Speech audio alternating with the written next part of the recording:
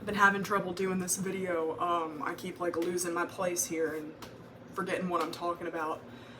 So this is good practice. But for my discussion, I chose to talk about Japan. I've always loved Japan.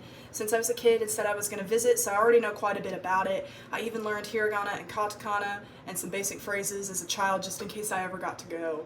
The location of Japan is in East Asia, and I did Google their population, so I'm not sure how to source that. I literally just Googled it and used the number that came up, so I'm not sure how to like put that as a source, but that's how I got it. In 2022, it was roughly around 125 million. Their currency is yen. I'm not sure how that translates to US dollars, but I do know that it's yen. The Japanese are known to be more collectivist and they thrive on making decisions as a group, whereas our culture in America happens to be more individualist, and I feel like our nation really focuses on our own personal goals and to really pursue individual interests, where Japan is more indirect with their communication and conveyed without speaking so much. I feel like America relies heavily on words to get their points across. I feel like we as the United States are very expressive and outspoken in comparison to Japan.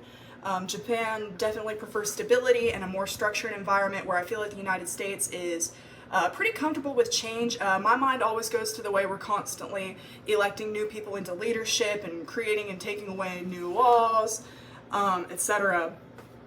Success in Japan at an academic and professional level is typically cooperative. We see it in group settings a lot, whereas in America it is very competitive.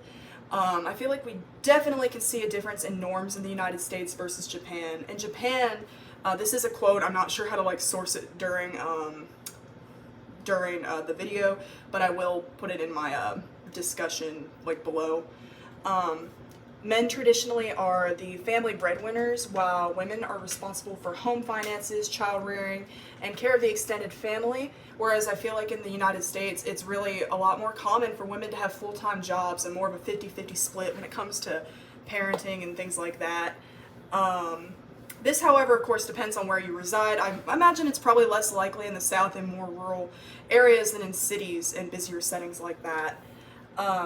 I would like to say I wouldn't experience culture shock, since I have read about Japan since I was little, and my dad's best friend is from Japan, so I feel like I know a lot about it. But one thing that I would definitely experience culture shock with is the onsens.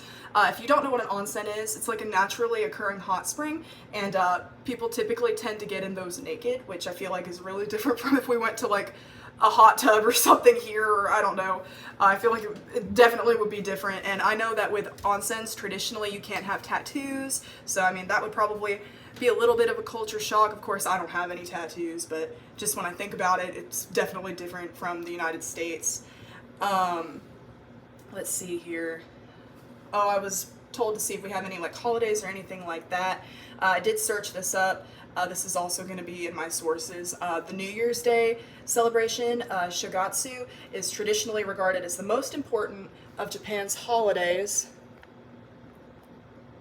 I don't know if that just cut out, but I said the New Year's Day celebration Shogatsu is traditionally The New Year's Day celebration Shigatsu is traditionally regarded as the most important of Japan's holidays, with millions of people engaging in a kind of pilgrimage to shrines and temples starting at midnight of December 31st. For 3 days thereafter, people visit shrines and temples, their families, and the homes of friends.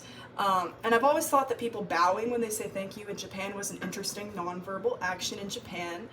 To be honest, I didn't really learn anything necessarily new about Japanese culture except for maybe Shogatsu. But this was a really fun exercise, and I enjoyed getting the chance to talk about something I'm particularly passionate about.